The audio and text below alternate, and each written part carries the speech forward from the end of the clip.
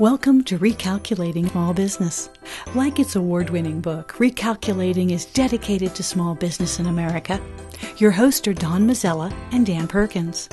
Don Mazzella is the editor-in-chief of the Small Business Digest.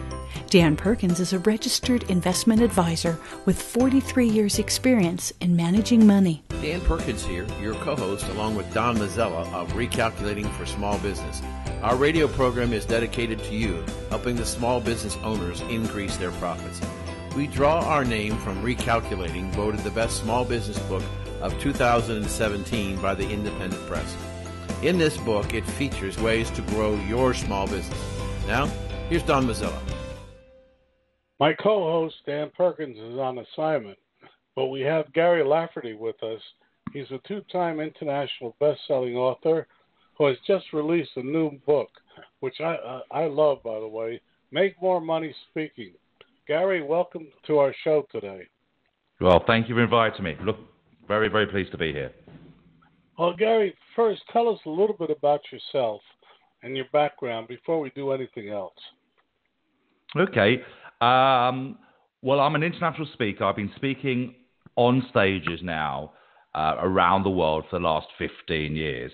But what makes me slightly different is that I'm actually what's known as a platform speaker as opposed to a professional speaker, which basically means that I am a guy who gets up on stage and gives rather than a 45-minute or a 20-minute keynote speech, I would deliver educational content to build businesses and help business owners grow their enterprises on stage. And then, depending on where they would like to go from there, either take them down or offer them another route where they could either join another mastermind group or courses or guide them in the right direction. And I've been doing that from Australia to America for the last 12 to 15 years now. Well, first, Gary, tell us your website. The website is www.garylafferty.com. It's GARYLAFF for Freddie, ERTY.com. Okay. Your new book now, Make More Money Speaking. Well, my motto is have mouth, will travel. Well, you have a different model, but tell us about the book and how it applies to our audience of small business leaders. Okay. Well, the book was specifically written as a semi-guide as well as an informative book. So in the book, I lay out what I've named my ABC of a framework for speaking, how anybody in any business could create a presentation by using the framework where they could present to their ideal clients, their ideal capture group, anywhere in the world, and have potential clients asking to do business with them. So the hunter becomes the hunted by making themselves an authority seen by many, as opposed to one-to-one trying to target each individual client one by one. Well, that's very interesting. But I guess my question is, how do you become an expert? An expert in your industry or an expert in speaking? Well, first off, how do you become so knowledgeable in the subject that people want to hear what you have to say? And two, how do you broadcast it? Okay. First and foremost, I think that the book is aimed at entrepreneurs and business owners who have an established product, service, a solution that they could offer to their public, their buying criteria, their potential clients. And irrespective of that being, let's say, a baker, a dentist, a zoologist, an accountant, a consultant, it is taken that you already know what you're doing. Otherwise, you couldn't be serving your clients currently. The challenge that most entrepreneurs have globally is that they spend an awful lot of time trying to chase clients on a one-to-one basis. And one of the biggest problems that comes from that is that you fall into the sea of sameness because you're chasing the same client. You're not the only IT consultant chasing that particular client. You're not the only accountant chasing that particular client. They're being bombarded by these marketing messages day in, day out. So the key is to position yourself as the expert in your industry. The challenge is, how do you do that? Well, since time began, the guy who speaks, the woman who speaks to the crowd, is automatically seen and perceived as the expert. Because you're the one sharing the message, and giving advice, if you like, qualified advice within your industry, you become seen head and shoulders above one's competition. In the same way that if you wrote a book, the author of the book is seen is although they may know just as much as the competition, the very fact that they're the ones who wrote the book, as opposed to the ones who read the book, are perceived as that expert. So it's not necessarily knowing more. There is certainly a myth that the expert is the all-knowing, that knows more than everybody else. And that certainly isn't the case. People don't buy the best. They buy what they perceive as the best value for them, and in their minds being the expert. That's very interesting. But how do you get someone to, you're an expert, you either wrote the book or you're ready to prepare this, but how do you go out and get people to listen to you? How do you find the venues for the people that you want to talk to? Great question. So there's actually three avenues for speaking. So there's paid to speak, there's pay for speak, and then there is a free speak. So let me just quickly go through it. A pay to speak is where when there's organizations and conferences, you can pay those organizers to have a speaking slot. So, for example, if there was a conference on medical issues, let's say there's a conference for doctors, you supply doctors as your ideal client, you could actually pay to speak at a lunchtime slot or have a breakout room and pay to do that. So that's one way you can do that. Another way is to be paid to speak. And that is where once you are seen as a professional speaker, you have a history and a proven history, then companies would necessarily seek you out and pay you to speak. So there's two ways. But the way that I specialize in and the way that I work with my clients is to specialize in giving free speeches. And at the end of those, then offer your clients or potential clients what you have to offer, or certainly offer them the next step. And to answer the question, how do you get your platform? Well, the simplest way to get it is to speak at other people's events. There are events going on in every town, in every city, all around the world, every single week. And a lot of these groups are actually looking for speakers to speak for free, to give great information, educational information to their members.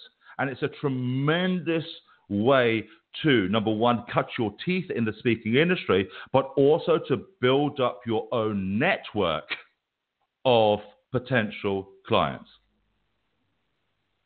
Absolutely fascinating. Well, before we go further, the full name of your book and how people can get it? Okay. Well, the full name of the book is Make More Money Speaking for Profit-Minded Entrepreneurs and Executives, even if you hate selling or have never spoken on stage. Now, this book is available on Amazon. either as a Kindle or as a paperback. But if you don't mind, at the very end, I would like to give a gift to the listeners where they can get a free PDF copy of the book if they like. How can they do that? You don't have to wait to the end. Okay, well, if they go to my website at www.garylafferty.com/book, then they can download the PDF immediately. That's my gift. I'm going to do that. I'm a regular commentator on Fox News and other radio programs. But people always ask me, "Well, do you get paid for this?" And the answer is no, I don't. My question is, how do I turn these unpaid into paid? Right. Well, again, looking at the two ways to get paid for speaking, there is the traditional, or what seems to be the traditional route of be a paid speaker, where you are looking for keynotes or you're looking for events or gigs where they actually pay you a set fee for turning up and speaking. Now, on the speaking circuit, certainly in the corporate speaking circuit, the price people would pay for corporate speakers ranges dramatically. And when I say dramatic, it is literally from, and I'm sure you are aware of this, anywhere from, let's say, on average, $500 all the way up to $50,000, $75,000, $100,000 for one 45-minute slot. The challenge, however, is that in order to get big 5-figure speaking gigs, you really have to be at the top of your game. You have to be seen and known as a great speaker in that arena, which unfortunately means over 90% of the other speakers are scrambling around effectively in the red ocean of speaking, if you like, trying to grab the odd $500, $1,000, $2,000, $5,000 gigs from everybody. So that is one way of doing it if you like to scramble around in the red ocean. The other way of doing it is to monetize free presentations. And the way you do that is to give great content to your audience. And then at the end of that presentation, offer the audience a way to the next step. Now, that next step could be to a new webinar. It could be to buy your book if you've got a book. It could be to buy a product that you already have, or as a taster. It could be to have a consultation that could lead them to the next steps to becoming a client. The availability of products and services or next steps is vast. It's just what works in your particular industry and getting it right for your particular audience. But really, if I'm hearing correctly, you better make sure that you have something of value that people want beyond the speech. Am I hearing that correctly?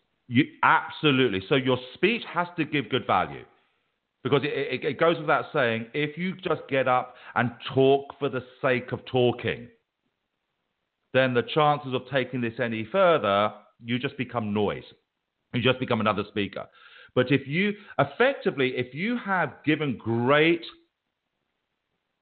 value within your presentation that has helped your audience move forward, then the way I see it is that it becomes your duty and your obligation to show them where else do they have to go to improve further.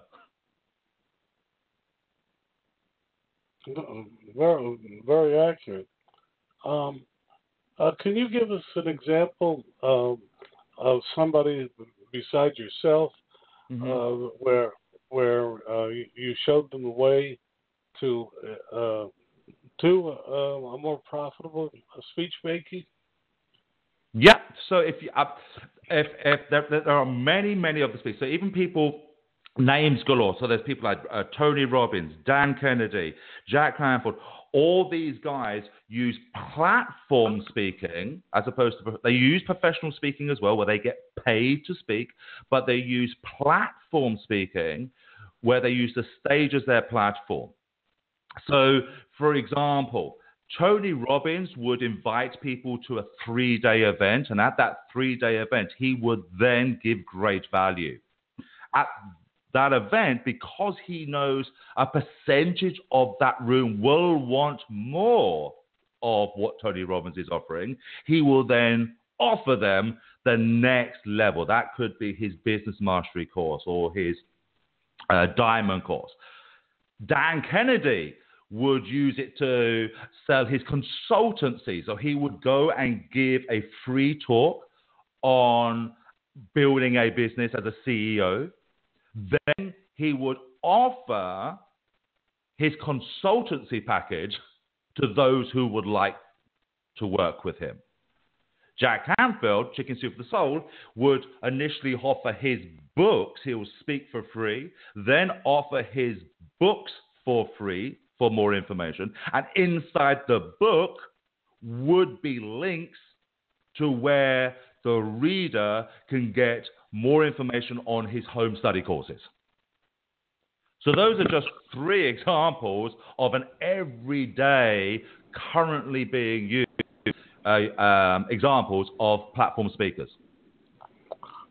Gary, we're talking with Gary Lafferty. It's fascinating.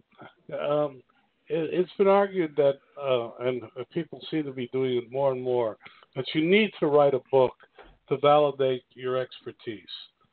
Do you believe that, or can you do it without a book? I would certainly say a book can enhance your expertise, but it's not necessary. I see speaking and authoring or publishing as 2 vehicles towards the same destination.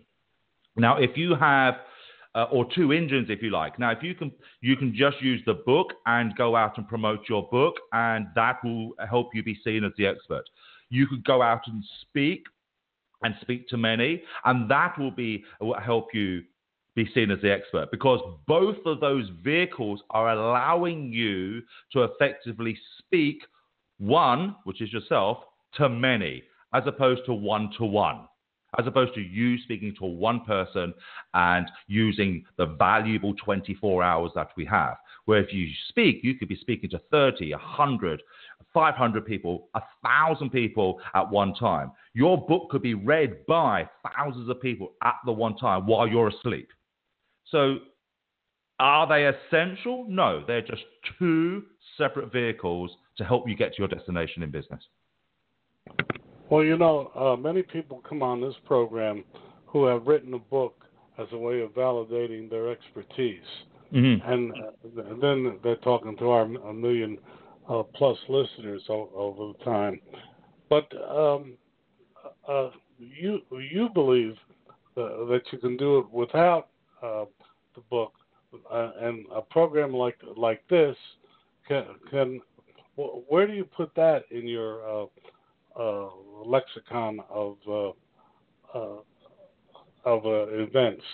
Is it where do you put a podcast like this, over the air like this?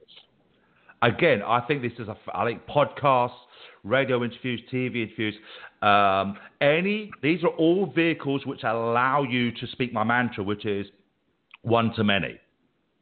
And I think they're all equally important. The challenge, I think, and I'm sure you would agree with this, is when people try too many things all at the same time and become kind of the jack of all trades and master of none. I think it's important to nail one thing first, get that done, then move to another, then move to another. So, for example, if one wants to do podcasts and be interviewed on as many podcasts as possible, then make that your mission until you've got that, then move on to something else. If you want to be a professional platform speaker, then concentrate on that. Other opportunities will come from those opportunities. So it becomes organic. So if you concentrate on one, other things will come from it. Gary, will you repeat your offer that you said earlier in the program for our listeners? Yeah, I would love as a gift to offer my book, to a PDF version of my book to your listeners. All they have to do is go to my website, www.garylafferty.com/book. So that's GARYLAFF for Freddie, ERTY.com/book, and they get an immediate download. And that's the whole book on PDF. So you view the book as a promotional piece rather than as something that earns you a lot of money, if I'm hearing you correctly. That is exactly how I see it. So when I wrote my books, the books were never meant to be money earners. They were meant to, as you say, validate an expertise, validate my place within the industry. But inside is also content that people can use. So rather than just being information, every single part of in the book is meant to be more like a manual, if you like, but done in a book form. So it gives information, then why the information, and how to use that information. Well, did you self-publish this book, or did you publish it with a how did you go about getting this book done? Right. So the book was actually, so I spent the time writing it first and foremost, and it was then self-published through Amazon and Kindle. But having wrote the book, putting it into context, I then gave it to an editor to check it and a formatter to make all the formatting done, and then got someone to design the front page. Once they all came back, it was just a simple process of knowing how to load it up to Amazon KDP, which is Kindle Direct Publishing, and the book is online. And then it allows people, and then obviously we did some promotion for the book, and the book both books became bestsellers. And that's as simple as a book can be. It doesn't have, you're not trying to write War and Peace. You're not trying to well, you could do, but that's not the point of a good business book. And I would like to share an interesting fact that Amazon gave out last year, was the actual number of pages compared to the number of pages in a book compared to the number of pages read. And please don't take these verbatim, but it was roughly along these lines. It was something like that 80% of books under 100 pages got read cover to cover, whereas only 4% of books over 200 words actually got read cover to cover. 200 words or 200 pages? Sorry, 200 pages. Right. So you could spend an awful lot of time writing 200, 300, 400 pages into a book which has all your best content, but know that only a fraction of people actually read it from cover to cover and get great value of it. Whereas a small, easy to read, and I think it's somewhere along the lines of a 100-page book. I think mine's about 120 something. It's about a couple of hours read. So it's easy for especially entrepreneurs, busy entrepreneurs, to digest. We're talking with Gary Lafferty. Gary, your website and your offer again, because we unfortunately have run out of time, and how people can reach you. Okay, so my offer is a free PDF version of my book, which you can instantly download. Just go to the website www.garylafferty.com/book. That's GARYLAFF for Freddie, ERTY.com/book, and you'll be able to download immediately a PDF version of my whole book. And there's some nice resources I put in there for you as well, like templates and slides and things that you could use in your presentation to create your own presentation. And if you'd like to contact me, then email me at contact@garylafferty.com. Gary, thank you so much for an enjoyable time. Thanks for calling in from England, and we look forward to having you on the program again. Thank you. Well, I look forward. Thank you very much for having me. Want to know more about health savings accounts for your company or yourself? Go to 2hsa.com and get a free employer's primer. Health savings accounts are a cost-effective way of offering health care benefits to your employees and yourself. HSAs build retirement funds for your employees, improve morale, and reduce your health care benefit cost. For a free employer guide to HSAs, go to 2hsa.com. That's 2hsa.com. Dan Perkins here from recalculating.biz with your featured book. I want to tell you about a recent interview I had with Bob Bethel, a turnaround specialist with lots of success in small business. Bob's new book is Strengthen Your Business, Fail-Proof Strategies for Small Business. He tells us of his life successes and failures that have made him and his clients so successful. Over the years, Bob has brought 77 companies back from the brink and changed them into thriving, profitable businesses. His energy is amazing, and at 74, he proves that you can still have a great deal to give others if you just try. His suggestions are easy to understand and very helpful. One insight struck me was that most companies do not have a plan. The old Chinese proverb says, if you don't know where you're going, then any road will take you there, is true today. Bob Bethel's book, Strengthen Your Business, can be found at Amazon.com or can be ordered at your local bookstore. This has been Dan Perkins with your Recalculating.biz featured book. Marcus Lemonis, J.D. Powers, and John Scully, and 100 other presidents and experts contributed to Recalculating the book. Why did all these people agree to contribute to the book? I'm Don Mazzella, and I'm the editorial director of Small Business Digest. And for 20 years, we have been offering small business leaders information and data to increase profits. Recalculating the book was named the best small business book by the Independent Press Association. Whether you need help with marketing, staffing, finance, operations, technology, or many other subjects, they're all here in Recalculating the book. They're now available at Amazon at a reduced cost. We've also created the radio program Recalculating on recalculating.biz. Welcome back to Recalculating, the program dedicated to American small business. It's time to bring together our two experts, Dan Perkins and Don Mazzella, as they discuss things that are happening now that are affecting your business success. My co-host, Dan Perkins, is on assignment, but we're fortunate enough today to have one of the most common sense people I've run across over the years. JoAnna Brandi has her own blog, website, etc., but what I like about her is she always talks common sense. JoAnna, welcome to the program. Hey, I'm so happy to be here, Don. That's an interesting introduction. Well, it's how I've always viewed it. I get a lot of people sending me stuff over the years, and I've learned to eliminate a lot of them, but I always look forward to your emails, which are monthly. So tell us a little bit, what are you doing, how do you do it, and where did you come to the world you're in today? What am I doing? Well, like many of us, I'm trying to change the world. I'm trying to help create a more positive climate.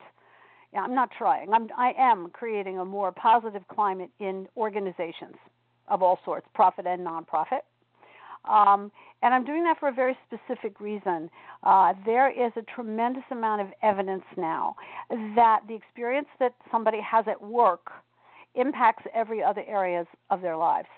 Because when you think about it, we work the majority of our lives. Many people are working, 50, 60, 70 hours a week. And the experience that they have at work spills over and crosses over into every other relationship they have. And when we can create a more positive climate at work and a more positive culture at work, a more energizing, a more affirming, a kind of culture at work where people feel good about themselves and they're growing and they're being appropriately challenged and they're being affirmed for what they do right. They come home at night and they have enough energy to play with their kids or do a sport or do a hobby or volunteer. And I think people are really trying to have fuller lives, But very few people have the energy left over if they've been working in an organization where they're not engaged. So my big vision is that as we get more employees engaged by changing the way leaders lead, by opening up leaders to thinking a little bit differently, that it will be profitable in two ways. That's why my website is called Return on Happiness. When you can create a happier culture, there are many positive returns, including financial returns. But to me, the most important returns are what people take home with them. A feeling of pride, a feeling of accomplishment, a feeling of camaraderie. They're part of something great. There's a sense of belonging. And so what I do is I do workshops in organizations, and I have created an e-course on how to be a more positive leader. And wherever anybody will listen to me talk about it, I talk about how to create a positively deviant culture. Because if you look at the bell curve, on either side of the bell curve, there's deviance from the norm, and on the right side of the bell curve, it's positively deviant. And there are very few companies out there, although more and more companies are getting on the bandwagon and creating great cultures. You see, these young companies are doing great. Even some of the older companies they got it. They understand it now. Millennials don't want to work in the same environment that you and I were willing to work in, because we were told by somebody, you're not supposed to love your work, you just have to do it. Does that make sense? It does, but I'm going to back up a little bit. First off, can you spell out your website for our audience? Oh, sure. It's returnonhappiness.com. Well, that's great. But I'm going to go in a different direction, because I was on a national program, I guess yesterday, and there was a guest on it that said something very interesting. He said, my generation, he and I happen to be the same age, 75, we were taught that we had to earn what we got in life. And he said, this current generation is being taught that they deserve it. It really struck a chord with me. Go ahead. Because I felt very strongly that he was right. The people seem to feel that they're entitled rather than they have a need to earn. I want to say, thanks to the help of many people, I've earned wherever I am today in life. It wasn't handed to me; I was helped. But this generation seems to be the one that says, "Well, we deserve it." What do you say to that? Well, I get asked the question a lot, and in fact, just the other day I was going through some papers, and there was. Let's see, I can see it from here. Isn't that funny? I can see it from here. I wrote down some notes to this young lady who said, "What do you?" That's exactly what she said. She said, "What about entitlement? Some of these people seem to be entitled."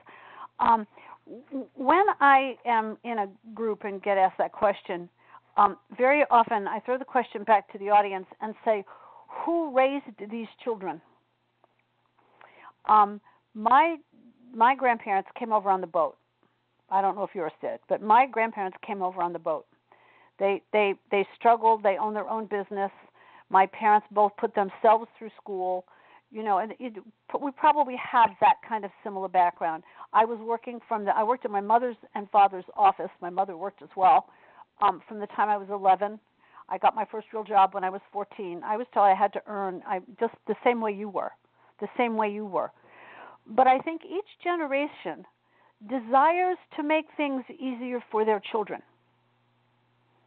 So what I have observed is that, yes, a lot of these younger people do feel entitled, but that's because that's how they were taught at home. They weren't necessarily taught at home that they had to do chores or that they had to get an allowance and save their money. They grew up in a different world than we grew up in. And it is true that many of them do feel entitled. And I think that is something that needs to be addressed in the hiring process, is to be able to weed out, because I've met many young people that don't seem at all entitled. In fact, they seem determined because they realize that how privileged they are to have college paid for, to have, grown up in nice homes, to have cars. I mean, I had to buy my first car. I don't know about you, but I've met lots of young people who appear to understand how privileged they are, and because of that are determined to give back. I couldn't agree more. My father literally jumped ship to come into this country. So, you too. Quite literally and figuratively. A long tail. Did he jump out before he got to Ellis Island or something? Well, the port of Baltimore. He came into Baltimore. A really funny story.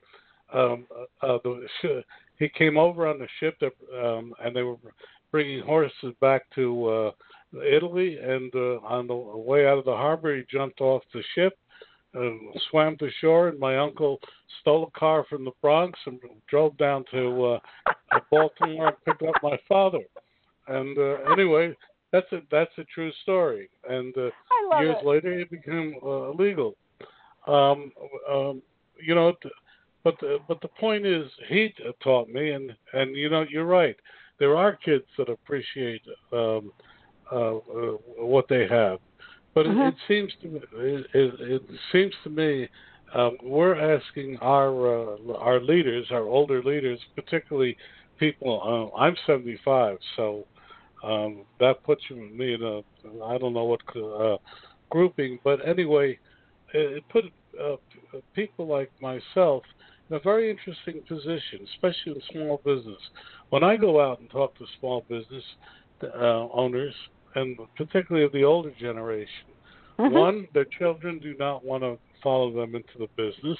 Correct. Two, they have difficulty finding the type of people that want to learn what's necessary or have the patience to absorb what needs to be done. And what you're saying is true. We define ourselves by our work. It's unfortunate but true.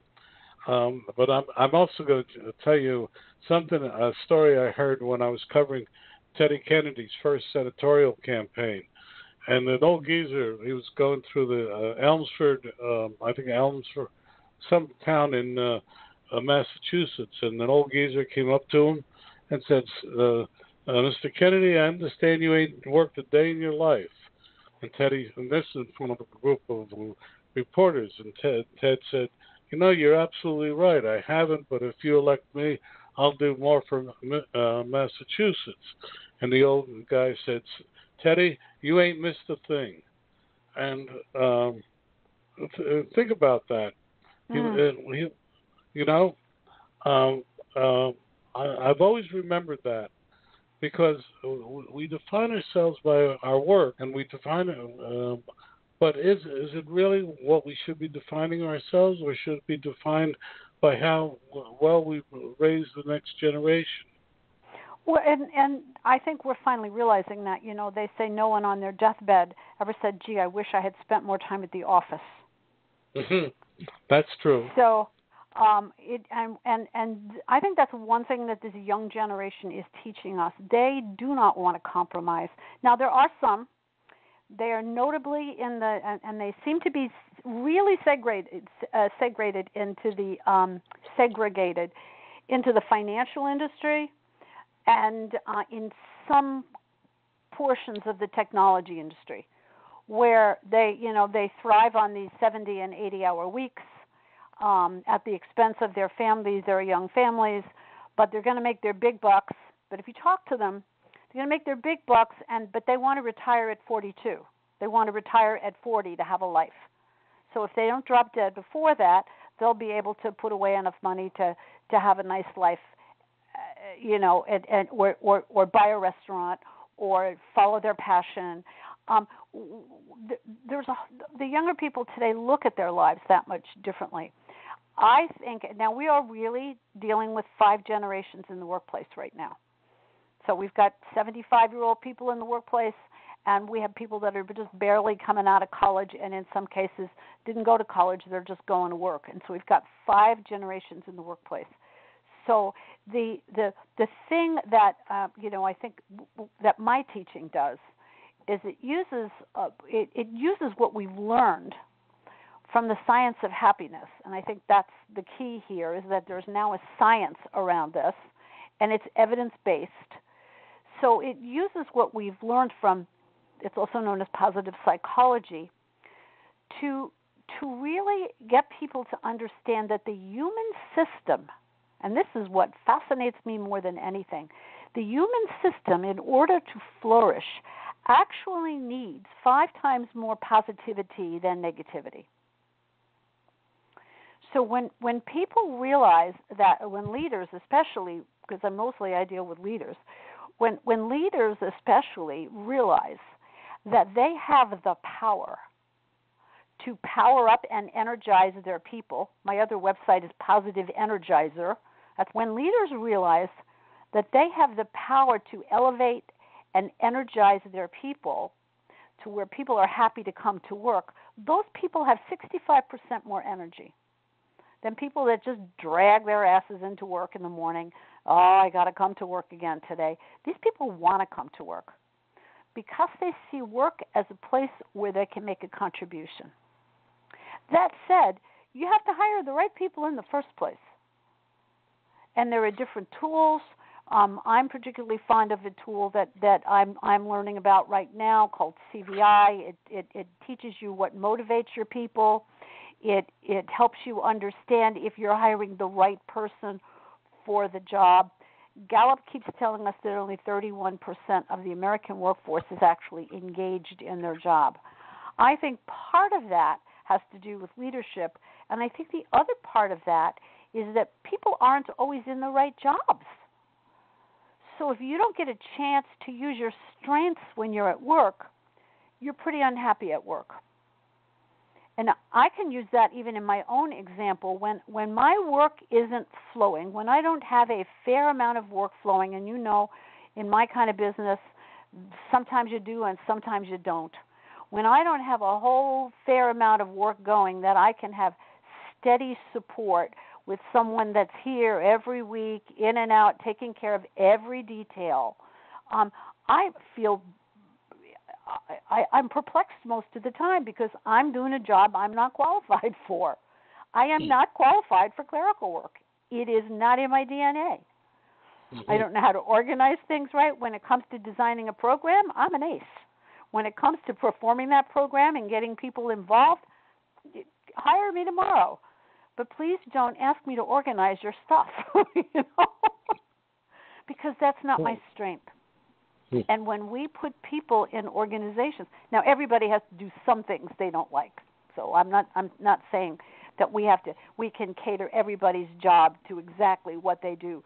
But if people don't have the opportunity to work in their strengths and do what they do well, they are 6 times more likely to be disengaged.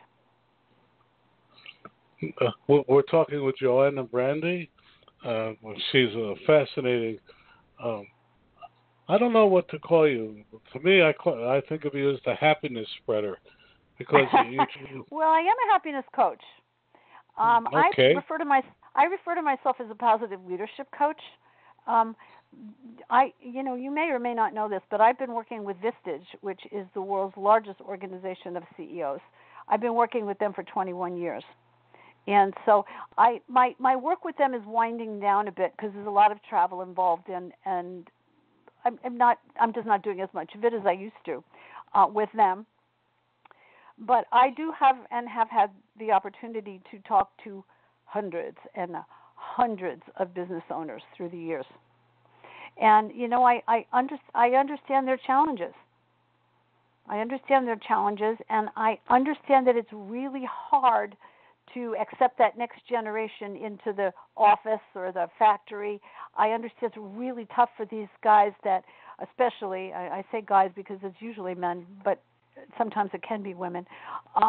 The people that were building a business for their children and now their children don't want it. I mean, there's been a sea change, and I think if we go back to the basics of creating, if you really go back to the kinds of businesses that we used to create when businesses were small, before everybody had an MBA, I think people loved other people. They cared about other people. They took good care of their customers. My journey has taken me from customer experience, where I started.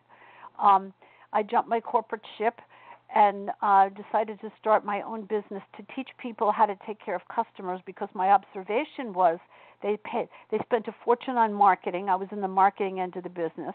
They spent a fortune on marketing, but then when it came time to take good care of the customers, they didn't invest anything. So being the common sense person I am, I started addressing this issue of customer care, and I never called it customer service because my air conditioner gets serviced, my car gets serviced. I don't want to be serviced. I want somebody to care about me. So in the end, that took me towards interviewing. I have a couple of books that I wrote, and I've been writing. I actually write twice a month. I've been slowing down a little bit past few months, but typically I write every other week. And I've interviewed so many people, through the years. And what I've heard a lot, and it's very sad, but what I've heard from a lot of people is, and they use the exact same words, by the way, Don, how come, they're speaking of their leaders, how come they never notice when I do something right, but when I do something wrong, they're all over me? So that's the one expression I've heard over and over again. And so once I studied happiness, I decided that I wanted to become, and like I said, I call myself a positive leadership coach. I wanted to teach leaders that they can use the evidence that we have from positive psychology to create a leadership practice, because it is a practice. We're constantly learning. You don't stop learning how to play golf. You don't stop learning how to play tennis. You keep learning. It's a practice. You don't stop learning a martial art. You keep learning. And leadership is a practice. But in the time we have left, what are some of the 2 or 3 or 4 things that you've learned that you would encourage our listeners to do as leaders? Well, the very first thing is to pay attention to their people. I mean, really pay attention. Put your phone down, lift your face up from your desk, look at people eye to eye, and really open your ears to hear what people have to say. Don't be thinking about the next thing that you want to say. Be listening very carefully for what someone's strengths are. Make sure that every day you compliment someone, you praise someone, you tell them you appreciate them coming to work, and not this attaboy, attagirl stuff, but really explaining to people why they're valuable to the organization and giving them real gratitude for having come to work and for contributing their gifts. I think leaders need to become way more reflective. There's a handout at my website, returnonhappiness.com. If you put a / and then the word track, TRACK, there's a little handout there on how you can build trust, respect, appreciation, open and honest communication without blame or judgment, and kindness at work. And I think when a leader asks themselves in the morning, what is my intention for today? One of the questions I ask at a workshop is, when someone leaves your presence, how do you want them to be feeling? I think that's a huge question. So when if I come in your office and I talk to you, when I walk out of your office, how do you want me to be feeling? And I think that's a really big question. So leaders really, in my book, need to become emotionally more intelligent, and then use that intelligence, because the science tells us that when you create positivity 5 times more than negativity at work, what you get from that is high performance. And from the leaders that I've dealt with, that's what everybody's looking to be. Everybody's looking to be a high-performance company. I've never met anybody that said, I'm really thinking about being a low-performance company. Their only difference is they how they go about it. I'm going to jump in here, and I noticed something yesterday in the comics of my local newspaper. One of the longest-running comics any place is Dagwood. Yes. And yet, Dagwood and his boss, Mr. Dithers, have been fighting for now over 70 years. And and you're talking about Mr. Dithers, as you know, manages by fear, and yet you're saying not to manage by fear. That's over. That's done. That's the old model. We can't manage by fear because these people won't stay. The young, smart people today will not stand for it. So it's managed by love, not by fear. If you don't like the word love, you can say managed by appreciation, managed by gratitude, managed by positivity. But managing by fear will only get you toxicity and getting people actually willingly withdrawing their best effort. People, when you manage by fear, people will not bring you their best. And positive leadership is about getting people to bring their best selves to work. So it's a complete shift in thinking. Well, that's what you're saying. I guess my question is it really radically happening today, or is there still places out there where fear is the operative word? Many places where fear is the operative word. However, what we are seeing is that the bright young people are gravitating, and bless the internet, of course, because everybody can find out everything about anybody, is when they're looking for jobs, the first place they go is they type in best places to work for. So now we have organizations that measure who are the best companies to work for, who have the best maternity and paternity leave, who pay the best wages, who gets the best. You could go to Glassdoor and you can find out how a company is rated by its employees. So when somebody smart is looking for a job and looking to make a change, they're looking up all this stuff ahead of time, and then they're applying to those companies. And now that we're at, I don't know about you where you are, but we're here practically at zero unemployment in Florida and in Nashville and in so many different places, because anybody that wants to be employed basically is employed except at very low-level jobs. So anybody that wants to grow their company needs talent. And the talent now is looking for the companies that are known as great places to work. So before even applying to certain places, people research them and find out, and they go talk to people that work there, and they say, is this a good company to work for? Are they going to, some companies don't even have you can take all the vacation you want. And what's interesting about those kinds of companies is that people put in more effort, knowing they're not being treated like children, knowing they're being treated like adults that have enough sense to figure out whether or not the project they're working on requires their attendance. The way companies are treating people today are amazing. And the more companies that become positive, the more shifts we'll see. It is challenging to do, because when you've got somebody who's been leading by fear all their lives, it feels funny to lead any other way. It feels false. It feels indulgent. It feels, and that's why there are coaches. That's why there are coaches to coach people through that transition of what does it feel like. Many of those people that lead their employees by fear also lead their own lives by fear. Many of them probably lead their own families by fear. That's for another day. Unfortunately, JoAnna, we've run out of time. We're talking with JoAnna Brandi. JoAnna, your website again for our audience? I'm going to give you both. I'm going to give you both of them: returnonhappiness.com and positiveenergizer.com. Two really interesting. A link to one or both of them will be on recalculating.biz tonight, where you can hear this and every other past and future recalculating program. JoAnna, thank you so much for being with us. It's been an interesting half hour. Oh, it certainly has been. Wish we had an hour. I think we could keep going for a long time. So thank you very much for the invitation. Thank you. Let's do it again soon. Bye.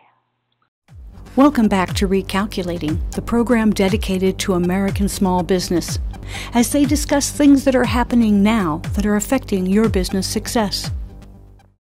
Tell me, Dan, tell me about your latest book. My current book that's coming out, I should say, is Why Can't Grammy Remember Me? And it's really the first book written for children between the ages of 9 and 12 and their families, dealing with dementia. Dementia is a growing problem with the elderly in the United States and around the world, and we are not very well informed about what's going on, what's happening. So I wrote this book in the form of a mystery. And I have two little girls, 9 and 12, who have a magical power to seem to be able to find things that are lost. And so they go to their dads and moms and they say, we work all over the neighborhood helping people find things, and we seem to find things. And their dad says, yes, you have a magical talent to do that. And they said, we'd like to start a business to see if we can help other people. So they decided to start a business. The two girls' names are Hudson and Charlotte, and they start H&C's Lost and Found. If you've lost it, we find it. And so they build a business, and they convince the dads to build them an office and a treehouse in the backyard. And they get busy making posters and flyers trying to get customers. And their dads take them downtown, and they put them in the windows and on the telephone poles and light poles. And they go home, and first week goes by, and nobody comes. And the second week and third week, and nobody comes. They're really, really dejected. And the fourth week comes, and there's a knock at the door, and they walk over and open the door, and there's a young man standing there with one of their flyers in his hands. And he says to them, my dad says the reason why my Grammy can't remember me is because she's lost her memory. And your flyer says you find things that are lost. Can you find my Grammy's memory? Well, they don't know anything about memory, so they take his name and they go see their dads to see what can happen. And the story evolves into how they learn about what dementia is and what's going on in the body when somebody has dementia. And then they decide, while they can't find their customer's memory, they can help him build the tools to retain her in his memory. And so at the end of the book, there are about 10 to 12, 13 things that families can do together to work on to preserve the memory of Grandma and Grandpa, so the generations can know who these people were. And that's the story. What a great book. When will it be available, and how can people get it? Well, it'll be available on Amazon.com. A lot of people who have read it, who've had moms and dads that have been stricken with Alzheimer's or dementia, tell me that they really now begin to understand what's happening in Grandma's brain. And we took a different approach. Rather than do the typical brain cross-section, I work with the artist, and we design highways in the brain. And there's a brain of one of the little girls and the brain of Grammy. They both have highways, roads, but the girl's brain, everything is green and go. Grammy's brain is full of no left turns, do not enter, stop, no right turns. So all of the messages that need to come from our brain get screwed up, and we can't function. Great illustrations, though. Wonderful illustrations. Well, say goodbye, Dan. All right. Time for us to go. Thank you for joining us. And by the way, if you didn't hear all of today's show, you can go to recalculating.biz, and you can pick up this show and past shows to expand your knowledge as becoming more successful entrepreneurs. Thank you for joining us. and we'll talk to you next week. Thank you for joining us on Recalculating. We hope the information you received on today's episode was helpful to you in starting and growing your business. Please go to our website, recalculating.biz, to contact us, to listen to past shows, and see special offers. Until next time, remember, if you grow, we grow. Join us next week for more helpful ideas to make your business a great success. Recalculating, a program designed to help you be successful.